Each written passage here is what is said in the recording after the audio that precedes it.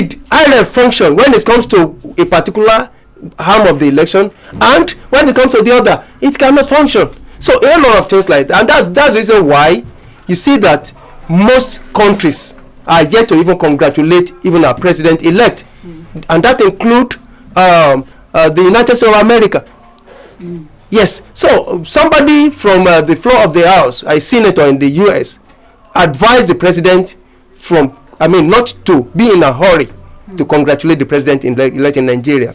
Not only that, a whole lot of people from within and outside the country are giving a knock on the high neck, for that particular mixed up and the deficiency. So it brings to bear, or let me say, it raises the question whether INEC is sincere about it or not. So that is one.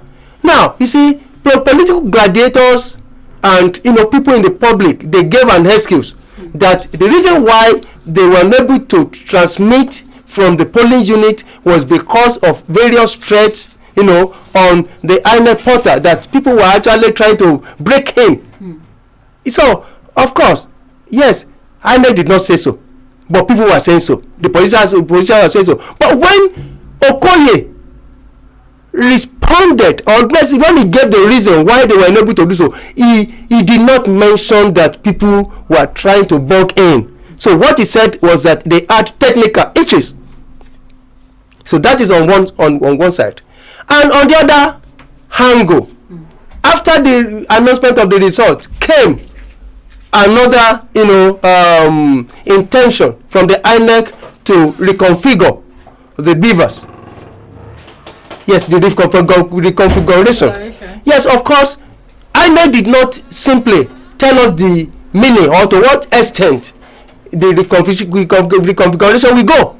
So is it going to be partitioning of the beavers so that the first election will be on one side and the second election will be on the other side, or they are simply going to move the existing data in the beavers in the cloud, or that's wiping up the beavers in readiness for the next election. So they simply did not tell us. But of course, when they said that, two parties went to court and said you cannot do that. The court has granted us leave to actually inspect those things before you tamper with it at all. So, and in the end, INEC, they appealed the judgment, and finally the court said they can go ahead, store the thing in the cloud or wherever they are going to store it, and make sure that it's not tampered with in readiness for the next election. I want to say, of course, I want to repeat that both beavers and IREF, they are wonderful election technology that we need to embrace and encourage, but yet there are rooms for improvement in terms of, let me say, for example, now there's what you call blockchain technology, which gives a guarantee that no third person can actually break in, and that is what they use. That is the secret of what we call Bitcoin and all that. That is why central bank and any other person cannot break into it. It's more secured. So if private people can secure their own technology, then of course, why can't you, as a body, a national body for that matter, get your technology secured? So of course they should embrace what we call blockchain technology to make sure that the beavers and what we call IREF are more secured. And not only that, should we have two elections back to back? I think they should from the onset partition the beavers in such a manner that the beavers can actually contain the two side by side without further need for reconfiguration. So if I'm going to do the scoring now, I think I want to say that for me, INEC had scored up to 70%. Okay. The rest 30 happened to be failure that arose from what you call human angle, and it is heavier than the 80% that they have scored. Okay. All right. Now it is expected that there will be itches, because this is the first time or the few times that we have been using technology for elections like this. So you are scoring them 70 out of 100 for last election. Yeah. Okay, so now they have to postpone the election by a week, which is today, all right, to make sure that they put in place some things. Are we not expecting, or should we expect INEC to do better compared to what we experienced during the last election, the issues, the network failure? Because I am particular about, network providers have been with us for a long time. As far as phones started, we started using phones in Nigeria. But then it does not stop us having network failure some few times, okay? But this is new. BVAS is new to Nigeria. HiRev is new to Nigeria. And one of the issue we had with both machines the application and the machine last election was that there was no network, and they capitalized on that. Now, are you saying there won't be network failure here this time around? And do you think that everything will go smoothly, or we might still experience issues for BVAS and for HiRev as well? Of course, even the issue of failure in the last election was infinitesimally insignificant. It was not that bad. Okay. Before that time, I think the government make sure that they make sure that we had what we call network freeze. Mm-hmm. And when it's a network freeze, it talks about the fact that there shouldn't be any excuse from the network provider that they are doing maintenance or whatever. Mm-hmm. That everything should be put in place and nobody touches it. It should remain the way it's supposed to be. True. So they freeze the network to make sure that it is standby and ready for the election. So and I think that is also happening today. Okay. In most cases we don't seriously have what we call network failure. Of course we do have, but it was not bad enough. It wasn't so bad. It wasn't so loud. So like today, I think I expect that the INEC, they told us that they rectified the issues that they had in the last election, and that they are election ready this time around. So so I want to believe that they want to redeem their image, because I don't think they had a good rating internationally and locally. So they're mindful of that. And not only that, Professor image, because everything that happened, is being attached to his person, not even INEC as a body now. So his person, and it will speak for him or against him after he leaves office. So we want to make sure that at least the mistake of the last election is corrected today. So I am looking forward to that. Okay. But how far it goes, let's keep our fingers crossed. Okay. All right.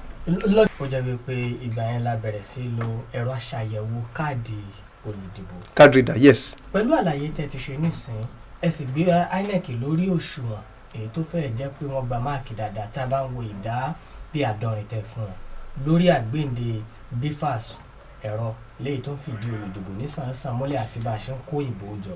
Bákan náà, ojú òpó ìfièsì ránṣẹ́ ti IREV portal, ẹ jẹ́ ká gbé sẹ́gbẹ̀ẹ́ ara wọn. Àṣeyọrí èwo ló fẹ́ rẹ́sẹ̀ wálẹ̀ jù?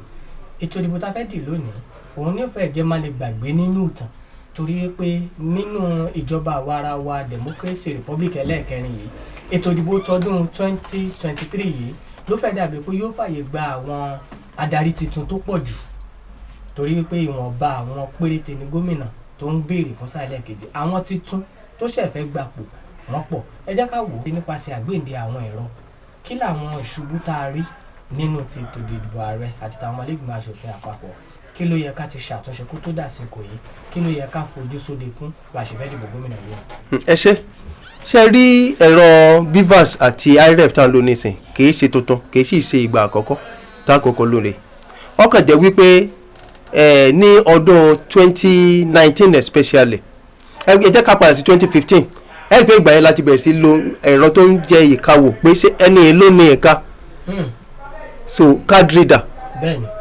So ló ní àbọ̀ nǹkan lónìí, ṣùgbọ́n wọ́n upgrade ẹ̀ síwájú sí wípé tọ̀ kìí ṣe ìka nìkan ni ó yẹ̀ wò, yóò yẹ ojú, yóò yẹ̀ wò, kìí wá sí ìyẹn nìkan ni ó ṣe èsì ìdìbò bàbá ṣe ń dì tán yóò máa sẹ́ndì ẹ̀ sí orí portal INEC. Ẹ rí i pé ní 2019 ìyẹn gan a sì tún ní ìyẹn, ẹ rí i pé 2015 upgrade ẹ̀, nígbà tí 2019 wọ́n bẹ̀rẹ̀ sí transmit sí central portal INEC nígbà yẹn so ẹ rí wípé n tó ṣẹlẹ̀ nígbà yẹn ni pé ọgbọ́n àtinúdá INEC ni kì í ṣe pé òfin ń ló gbé kalẹ̀ ìdí nìyẹn tó fi jẹ́ wípé wọn ò lè lò gẹ́gẹ́ bí ẹ̀rí máa jẹ́ mi ìṣó nígbà tí Àtíkù tó pe Buhari àti INEC tó pè wọ́n lẹ́jọ́ ní ìbò ti 2019 wọn ò lè lò wọn kò lè jẹ́ àtẹ́wọ́gbà nìkan torí pé òfin Electoral Act kò fi ìdí ẹ̀ múlẹ̀ wípé wọ́n gbọ́dọ̀ ṣe àmúlò rẹ̀ ṣùgbọ́n nígbà ní Electoral Act 2022 ẹ rí wípé eléyìí tí ààrẹ sign into law ẹ rí wípé ó ti di wọ́n ní pé shall INEC shall àtẹ́bàdàn rí shall nínú òfin ìtumọ̀ ẹ̀ ní pé ó pọn dandan ẹ ń bá wò ní grammar a máa wo shall pé ó lè ṣe àbí kọ́ mọ́ ṣe ṣùgbọ́n nínú òfin kò rí bẹ́ẹ̀ ibi tí a bá ti rí shall nínú òfin ó di dandan àìgbọ́dọ̀ mọ́ ṣe ni pọ̀nkan pa ni wọ́n yàtọ̀ sí plain grammar but when it comes to legal issue when you see shall it means that it is mandatory of course a rí wípé nígbà tí wọ́n step up tó di pé a ní IRF a ní BVAS ní ìbò ilé tí a ń di tí òfin sì tì lẹ́yìn tó wá jẹ́ wípé INEC wá já wọn nítàn mọ́ ìdí nìyẹn tó fi jẹ́ wípé ọ̀pọ̀lọpọ̀ wọ́n ń rèsè eyebrow now n tá a ti step up síwájú òní wípé n tá a ń pè ní ẹ̀rọ tó ń yẹ ìkawò card reader alákọ̀ọ́kọ́ a rí pé ọgbọ́n àtinúdá yẹn nínú àjọ INEC gangan olórí ẹ̀ka ẹni tó wà fún technology ń bẹ̀ òun gan ló invent local technology ni ó sì tọ́ kí á pàtẹ́wọ́ fún ká fún ní àmì ẹ̀yẹ wípé ẹ̀mí ẹ̀yẹ orílẹ̀-èdè wípé so ó ṣe ó bẹ̀ pèrègede ṣùgbọ́n tó bà nínú jẹ́ ń bẹ̀ ni wípé ẹni tó ṣe kinní yẹn tó jẹ́ kó gbọ̀n nǹkan náà ni ó máa ṣàmójútó rẹ̀ wọ́n wá gbé kúrò ní ẹ̀ka ẹni tí ò mọ̀ ń pa administration pé ìṣàkóso ẹni tí ò mọ̀ ń pa rẹ̀ iṣẹ́ tó ń kọ́kọ́ nìyẹn technology ló kọ́ ń pa ìṣe computer person ẹ wá gbé kúrò ní ẹ̀ka yẹn ẹ wá gbé lọ sí ibi ètò alákòóso ẹ tún gbé kúrò ní Àbújá ẹ gbé lọ sí another state ìyẹn mi pé ẹ mú kúrò ẹ fi sínú kúlà so ìyẹn ó wà lára nǹkan tó mú ìfura dání wípé ǹjẹ́ aṣemọ́ṣe ò ní fẹ́ wà nínú ìbò tí ó ń bọ̀ yìí ẹ̀kejì ẹ rí wípé mo sọ nígbà kan rí pé Sahara Reporters wọ́n gbé jáde wípé àwọn mọ̀ fura pé ẹnìkan mọ̀ tàwọn olólobó wípé ó ṣeéṣe kí wọ́n transmit ìbò ti ààrẹ way back in 2022 November ó ní wọ́n ti gbé ìròyìn yẹn jáde ṣùgbọ́n kò sẹ́ni tó kọ bí ara sí torí pé kò sẹ́ni tó fẹ́ nígbàgbọ́ wípé INEC lè ṣe irú nǹkan tó bẹ́ẹ̀ yẹn ṣùgbọ́n ó wá rí bẹ́ẹ̀ kò rí bẹ́ẹ̀ a rí i pé INEC gan ó yẹ kí wọ́n gbà torí wọn ò tí ì bọ́ orílẹ̀-èdè sọ̀rọ̀ láti appraise ara wọn débi pé wọ́n sọ pé àwọn tọrọ àforíjì àti ẹ̀gbọ́n kankan tó jọmọ́ bẹ́ẹ̀ ní ẹnu wọn ṣùgbọ́n gbà tí ìṣẹ̀lẹ̀ a rí wípé èmi rí wípé ẹni tí ó ṣe tó invent ẹ̀rọ yẹn tí ò sí ń bẹ̀ ó yọ sẹ́lẹ̀ tó bá sọ pé àwọn ní itches kí ló yẹ tẹ́ gbé kúrò wọ́n ní ẹni tó mojú ògùn ó là á jẹ́ ó pa bìnírè so ẹni tó invent ẹ̀ ẹni tó fi nǹkan pamọ́ nínú àwa so ó ṣeéṣe kọ́ ẹgbọ́n nǹkan nínú tiẹ̀ ń bí tó fi àwọn kọ́kọ́ pamọ́ tó fi àwọn tí ń bẹ ń bẹ̀ tí wàhálà tó fi dé bá wọn àbíkẹ́ kó jẹ́ wípé bóyá àwọn alágbára kan wọn ni wọ́n mọ̀ sọ wípé tọ̀ báyìí la ṣe fẹ́ kó rí tí wọn ò sì gbọ́dọ̀ mọ̀ ṣe so àwọn nǹkan bẹ́ẹ̀ yẹn ni a notice síwájú sí àwọn nǹkan tí ó yẹ kán ṣe tí wọn ò ṣe mo sọ àwọn ẹ̀rọ yẹn wọ́n nílò wípé ká tó step up pẹ̀lú torí pé irú ìbò méjì tá a fẹ́ di back to back ẹ̀rọ BVAS yẹn kò yẹ kó lè di reconfiguration mọ́ nítorí ẹ̀ka ṣe ni pé ká partition into two in fact jẹ́ mọ̀ pé system laptop táwọn lò yẹn wọ́n partition sọ́nà mẹ́ta so that iṣẹ́ tí wọ́n bá ń ṣe lórí laptop bíi méjì mi ń bò mí kódà kọjá ìlú èbó ẹlẹ́mọ̀ọ́rí ń bì so ìyẹn náà pè ní partitioning in technology so ẹ̀rọ yẹn ṣe partition so that láì tamper pẹ̀lú first data ẹ sì lè máa ṣe nǹkan míì lọ lẹ́gbẹ̀ẹ́ rẹ̀ so mo rò pé wọ́n á fẹ́ ṣàmúlò yẹn then wọ́n pè kankan ní blockchain technology blockchain yẹn ni wípé ẹni tó ṣe àtàtẹ́jọ mọ̀ ń pa ẹnìkan ṣoṣo àwọn náà lè wọ inú data yẹn lọ náà lè wọ inú sáfà yẹn lọ ẹlòmíì tí ò bá báwọn mọ̀ ń pẹ̀ kò ní wọbẹ̀ láéláé ẹ̀rọ yẹn ló ń ṣàmúlò fún nǹkan tó ń pè ní bitcoin tí wọ́n ṣe so wọ́n pè ní blockchain technology yẹn pé wọ́n ti chain wọ́n ti tilẹ̀kùn ẹlòmíì ò lè wọlé síbẹ̀ no matter what so irú nǹkan bẹ́ẹ̀ yẹn ó yẹ kí INEC náà kí wọ́n gbìyànjú láti rí pé wọ́n ṣe nǹkan bẹ́ẹ̀ yẹn then ẹ̀kẹta ni wípé automatic transmission to the cloud bó bá ṣe ń di ìbò tó bó bá ṣe ẹ rí i pé smartphone tá à ń lò ń sìn a máa ń program it so that àwọn information tá a bá ń ṣe automatically àti photo ni o immediately a lè direct pé bá a ṣe bó ṣe wọlé kọ́ mọ́ lọ sí cloud so anytime tá a bá fẹ́ títí ayé a lè recall ẹ̀ so irú nǹkan bẹ́ẹ̀ yẹn ó yẹ kí wọ́n ṣe fún àwọn data tó yẹ pé bá a ṣe ń transmit kì í ṣe inú server nìkan ní ọmọ lọ automatically a máa lọ sínú cloud for posterity sake and for the sake of wípé ẹjọ́ lè déwájú kó dẹjọ́ àbí déwájú kí ó di aṣọ síbẹ̀síbẹ̀ mo sọ pé INEC wọ́n score tó bí 70 nínú 100 ìdí ni wípé wọ́n ṣe nǹkan tí ẹlòmíì ò tí ì ṣe rí ọgbọ̀n ibi tí wọ́n ti kùnà ó ní ṣe pẹ̀lú èèyàn kì í ṣe ẹ̀rọ yẹn ló já wa ní tàn mọ́ àwọn èèyàn tó wà ní ìdí ẹ̀rọ yẹn àwọn ni wọ́n já wa ní tàn mọ́ mo dẹ̀ sọ kí nìkan fún yín ó dàbí ìṣirò ni ẹ rí i pé process ìṣirò ní abala ìbẹ̀rẹ̀ èèyàn lè máa gbà kọ́ wá kú ibi tí ó ti ìgbésẹ̀ tí ó fi kan answer kọ́ wá sí ẹ rí i pé ó sì náà lódìdí ni ṣùgbọ́n ẹni tó máàkì ìdánwò á rí i pé ó gbìyànjú ọkàn jẹ́ pé eléyìí ni sókéńké tó fi bàjẹ́ jẹ́ ìjọ́kẹ́ tó ìbàdíjẹ́ yẹn ó wá wúwo ju ọ̀pọ̀lọpọ̀ àṣeyọrí tó ti ṣe sẹ́yìn ó wúwo jùlọ ìdí yẹn tó yẹ pé 30% tí mo sọ pé wọ́n fi kùnà yẹn ó wúwo ju 70% eléyìí tí wọ́n fi ṣe àṣeyọrí lọ. All right, now let's talk about the turnout of voters during the last election. Okay, according to reports, over 90 million people, Nigerians, are eligible to vote during the last election. And we could see the scores, at least I can still recall the winner of the election, that's Bola Tinubu. He polled over 8 million, and also Atiku had 6 million and above, as well as Peter Obi, and then we had Kwankwaso who had about 100,000 votes. Okay, so how would you describe the turnout of people during the election before I move to the second part of that question? Ó jẹ́ ìbò tó jẹ́ wípé àwọn èèyàn ò tiẹ̀ fi gbogbo ara jáde ó dẹ̀ nídìí kì í ṣe pé ọ̀pọ̀lọpọ̀ ò fẹ́ jáde ṣùgbọ́n àwọn nǹkan kan wà tí ó dàbí ẹni wípé ó ṣíwájú ká tó ṣe ìbò yẹn orí rẹ̀ ní ọ̀rọ̀ epo orí rẹ̀ ní ọ̀rọ̀ kọ́rẹ́ǹsì tí wọ́n ṣe àyídáyédá rẹ̀ tó sì ń fún àníyànnu dídí bí a ṣe ń sọ̀rọ̀ yìí torí pé ọ̀pọ̀lọpọ̀ tá à ń pè ní voting culture àwọn èèyàn voting culture ẹlòmíì sọ fún wípé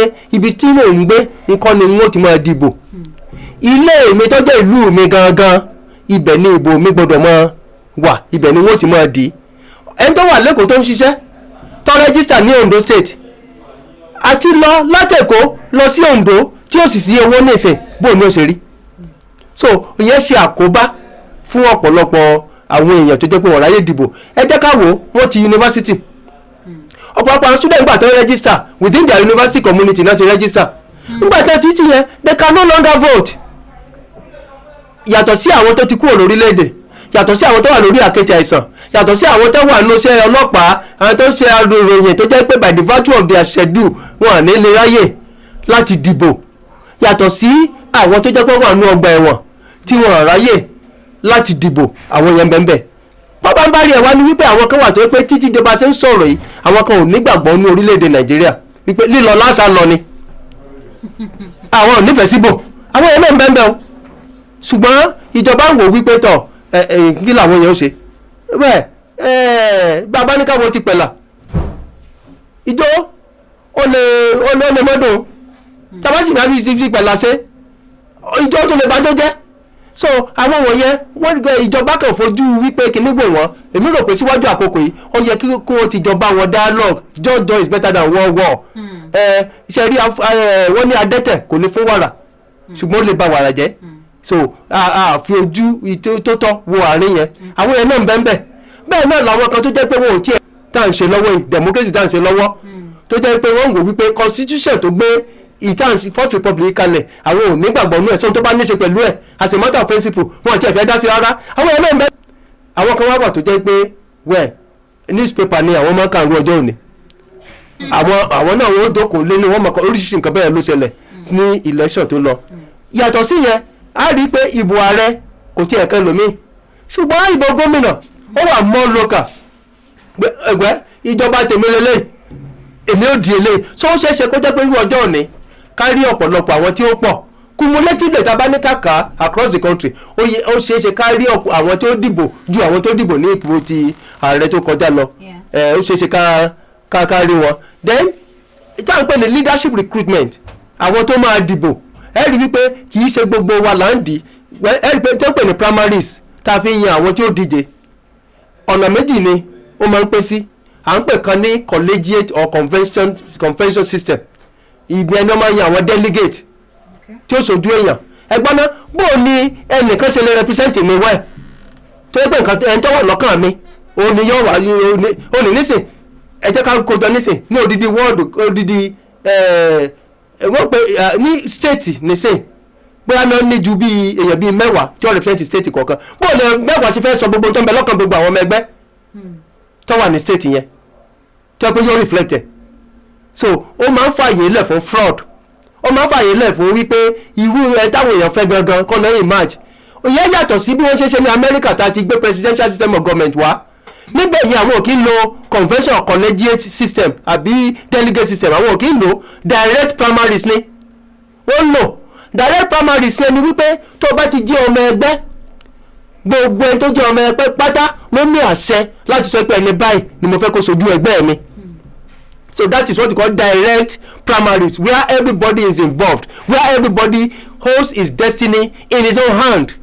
So ìyẹn tiẹ̀ nísìn ẹ rí i pé ó dùn láti bribe àwọn èèyàn péréte ṣùgbọ́n kò easy láti bribe gbogbo èèyàn at the same time. So ìyẹn mìíràn pé tí a bá deploy náà pè ní direct primaries ó ṣeé ṣe kó jẹ́ wípé inú àwọn èèyàn ó dùn ẹni tí wọ́n ń fẹ́ òun ni ó fẹ́ dìbò nípa bẹ́ẹ̀ ó ṣe kó jẹ́ pé ẹni tí ó kó ojú òṣùwọ̀n dáadáa òun ni ó emerge tí ò sẹ́ni pé tí wọ́n tẹ́ tí àwọn ẹgbẹ́ tí wọ́n dọ́gbọ́n gbé wọlé through the back door. So ìyẹn náà wà lára nǹkan tó pé ọ̀pọ̀lọpọ̀ òwòye wọ́n wò wípé àwọn tá a ní tó fẹ́ dìbò yìí evil ni ọ̀pọ̀lọpọ̀ wọn ṣùgbọ́n síbẹ̀síbẹ̀ there must be a better evil. alẹ́ nìkan lójú òpó mi. Hello, good morning. Okay, thank you. Yes, we can hear you. Where exactly are you right now?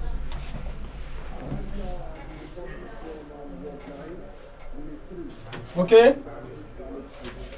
Okay, Ward 9, Unit 3.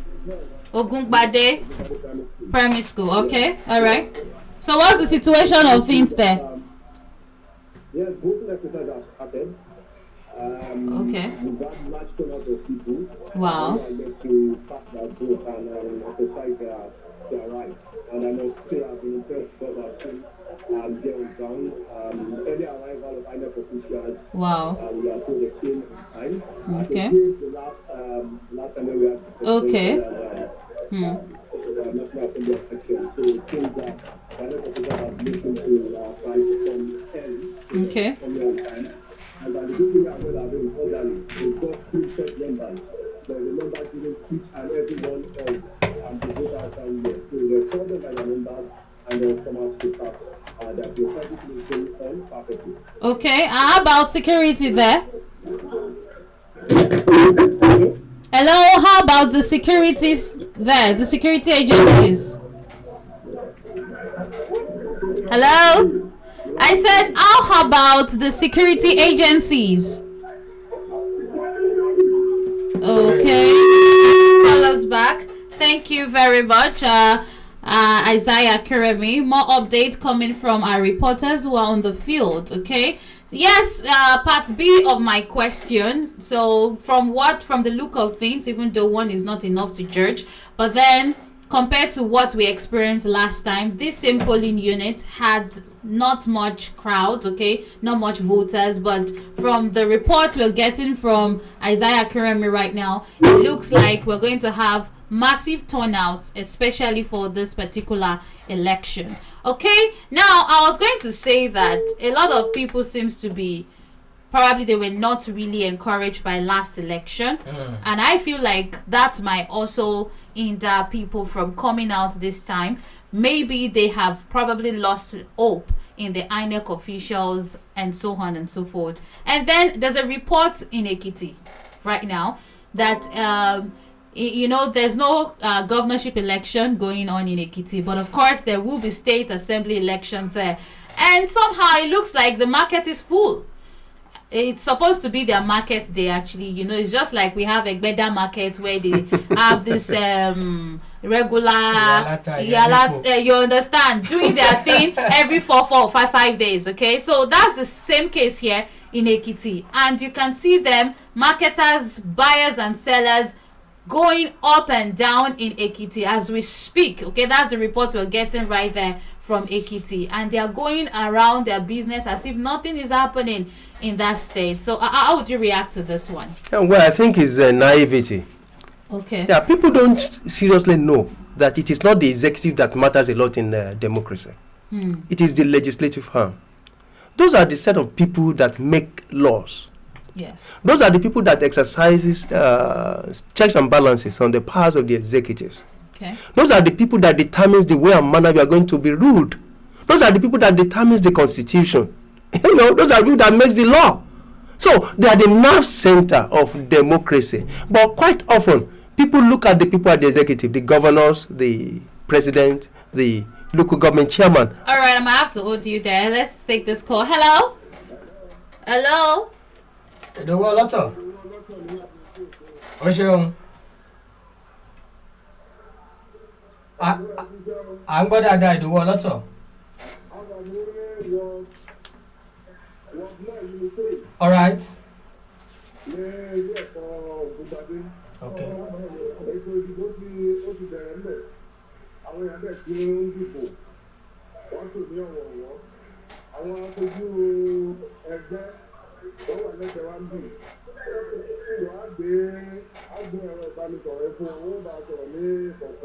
All right.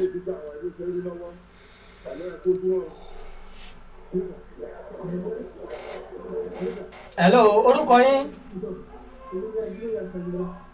Okay. All right. Ṣé àwọn èèyàn àwọn tó dẹ̀ jẹ́ olùdìbò ń bẹ̀ ẹ̀yà aṣọ ojú òpin ẹ̀nù aṣọ nù ẹ̀ ṣùgbọ́n ìdánilójú wà wípé lójú ọ̀gbagadè níbi táwọn akọ̀ròyìn wa gbogbo tí wọ́n ti jáde lọ á láǹfààní láti máa mọ bí nǹkan ṣe ṣẹlẹ̀ àti bí nǹkan ṣe lọ sí báwọn èèyàn ṣe ti débẹ̀ lásìkò yìí. Okay.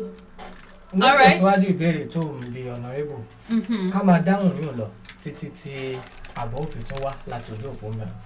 Okay, we have a call already. Hello. Hello, ọlọ́tọ̀ náà ló wà lókè òkú àwọn amúdó òdìbò. Okay. Àwọn aṣojú ẹgbẹ́ òṣèlú táwọn bẹ́ẹ̀ náà ń bá wa sọ̀rọ̀ lọ́wọ́. Hello, orúkọ mi jẹ́ ìkẹ́ni láti wọ Gúnẹ́ẹ̀d ó kiri lòkúnbadé aṣojú ẹgbẹ́ àtijọ́ ìbò yẹn lọ ní ẹ̀rọ ìrẹ̀lẹ̀ lórí fún àwọn ìdìbò náà pé wọ́n dìbò láì kí ìjà láì pariwo ètò náà lọ ní bẹ̀rẹ̀ kùtù láì kí ìjà. Okay. Ìdòwú ọlọ́tọ̀. Aṣojú ẹgbẹ́ kan tó wà lẹ́gbẹ̀ẹ́ wá nìyẹn. Okay. Hello, orúkọ mi ni Kẹ́hìndé àti Bọ́lá ní kí mo jẹ́ aṣojú ẹgbẹ́ àkọsílẹ̀ láti gbẹ́sẹ̀ gbogbo ẹ̀ lọ ní ẹ̀rọ lọ́sẹ̀ tí ò sí wàhálà báyìí. Okay. So, ibùdó ìdìbò ní ẹ̀kọ́ Ògúngbadé ilẹ̀ náà ní àwà àṣìṣe tí ó tẹ̀ wájú ẹ̀ṣọ́ òkú. All right. Thank you. Yeah, so you were saying, yeah. Okay. Yes, I was saying that people seriously don't understand the instrument of governance and their importance. So, and that it is a kind of tripod. It's a tripartite arrangement. You have the executive, you have the legislature, and you have the judiciary. So, if both the judiciary and legislative arm are performing their duties, there is no way the executive will not perform. But this time around, what you have is that the executive, they usurped, most of the opportunities, most of the powers of the legislative and the judiciary. They make incursion and, they influence whatever be the activities of those people quite often. So, and not only that, simply because they are the one that do those things, that executes projects, execute policies and all that. So we focus attention on them more than the executive arm. So in Ekiti State, there is high tendency that the people simply say, who are they?